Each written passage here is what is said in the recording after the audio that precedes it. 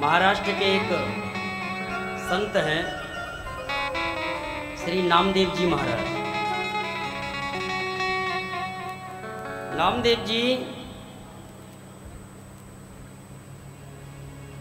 बचपन से ही भगवान विट्ठल के साथ में खेला करते थे। ऐसी भगवान की कृपा हो गई कि विट्ठल भगवान के साथ बचपन से ही खेला करते थे।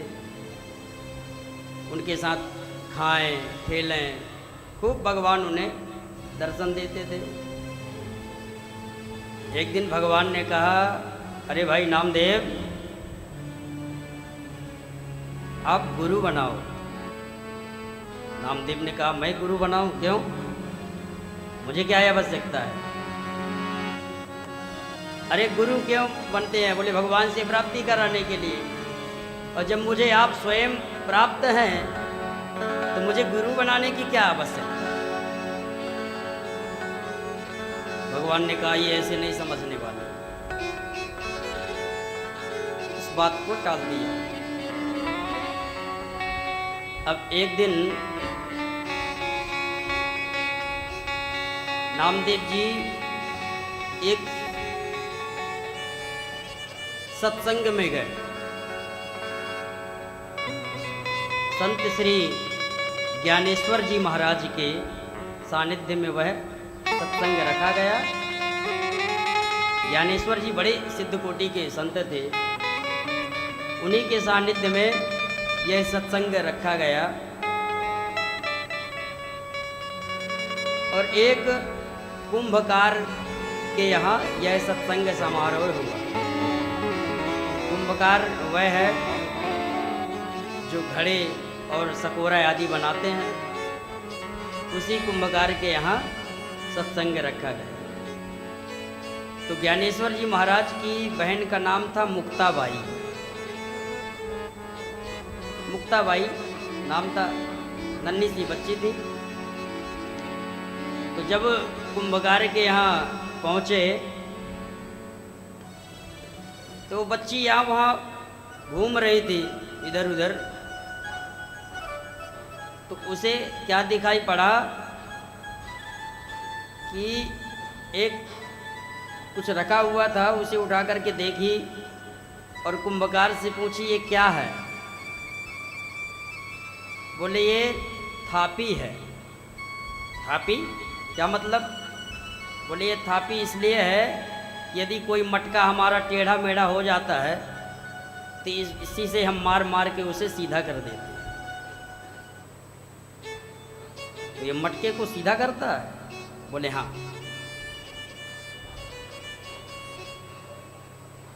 तो उसको बच्ची को क्या सूझा कि जितने संत बैठे हुए थे सभा में, तो बच्ची थापी उठाई और सभी संतों के खोपड़ी में मारना शुरू किया कि कच्चा है कि पक्का, कच्चा है कि पक्का, सबके खोपड़ी में मारा।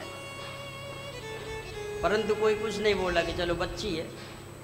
आगे बढ़ते गई और जैसे ही नामदेव जी के पास पहुंची कि नामदेव जी की खोपड़ी में जो प्रहार किया कि कच्चा है कि पक्का, सोई नामदेव जी का मूड खराब हो गया।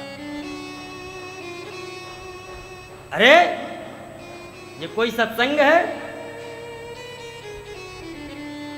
यहां सबका ये बच्ची मजाक उड़ाई जा रही है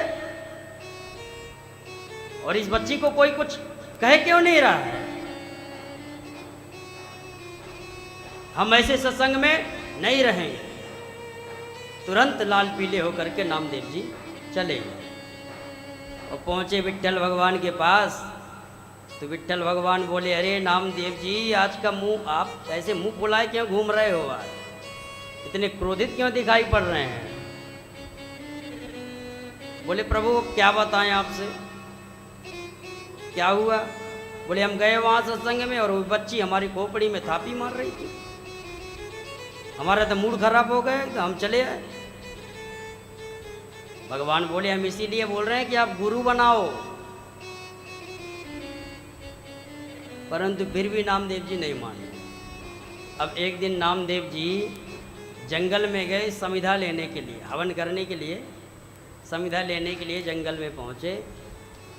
तो वहाँ क्या देखते हैं कि एक बड़ा ही विकराल व्यक्ति था और वो कुत्तों को मार रहा था।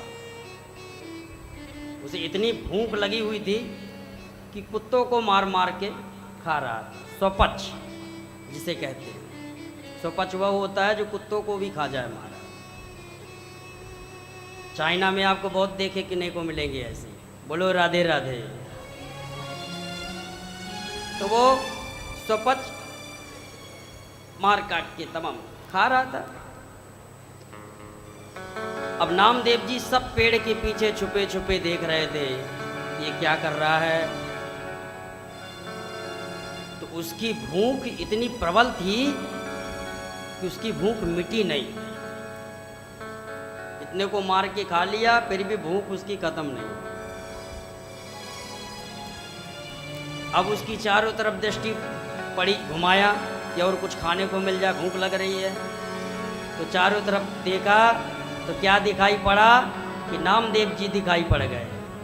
तो समझ गए ओ मिल गया भोजन, अब इसी को मैं पकड़ के खाऊंगा। नामदेव जी की तरफ जैसे ही वो गया कि नामदेव जी घबराए कि अरे राम राम, अब ये हमको पकड़ेगा और हम ही को खाएगा मार।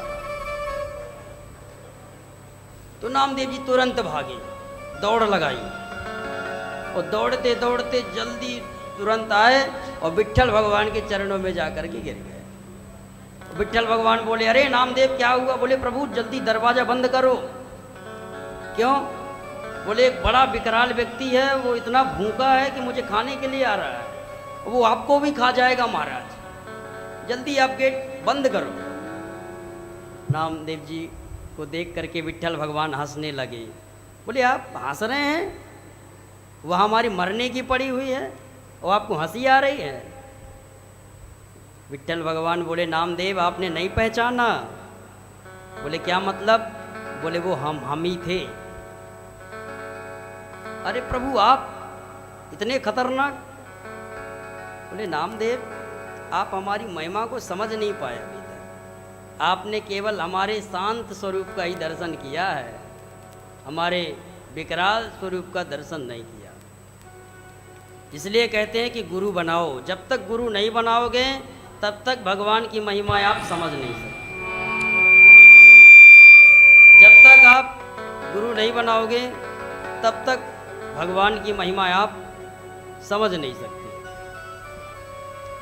तो नामदेव जी ने कहा कि चलो हम गुरु बना लेते हैं। किसे बनाएं? बोले एक शिवालय में रहते हैं श्री विसोबा जी महाराज, वहीं जाओ और उन्हीं से आप गुरु दीक्षा लो। बड़े सिद्ध कोटि के महात्मा हैं श्री विसोबा जी, आप जाकर के उन्हीं को गुरु बनाओ। बोले ठीक है प्रभु। अब नामदेव जी गए विसोबा जी महाराज के पास, तो क्या देखते हैं कि विसोबा जी महाराज लेटे हुए हैं और पैर कहाँ किया है? शिवलिंग की तरफ। पैर शिवलिंग की तरफ करके और विसोबा जी लेटे हुए हैं। नामदेव जी का तो देखते ही मूड खराब हो गया। अरे हम इनको गुरु बनाएंगे, इन्हें लेटने का तरीका नहीं है। भोलेनाथ की तरफ ये पैर करके लेटे हुए हैं। तो बोले महाराज जी आपका पैर जो है वो भोलेनाथ की तरफ है, आप ये पैर दूसरी तरफ करके लेट जाइए। तो विसोबा जी बोले एक काम कर बच्चा, तो हमारे पैर को उठा करके वहाँ रख, दूसरी जगह रख दे जहाँ शिवलिंग ना हो। तो नामदेव जी ने उठा करके पैर दूसरी तरफ रखा, तो क्या चमत्कार हुआ कि शिवलिंग वहीं से उठ करके और सीधा पैर की तरफ चले गए। अब नामदेव जी पूरा मंदिर का चक्कर लगा दिए, जिधर पैर रखे वहीं शिवलिंग चली जाती।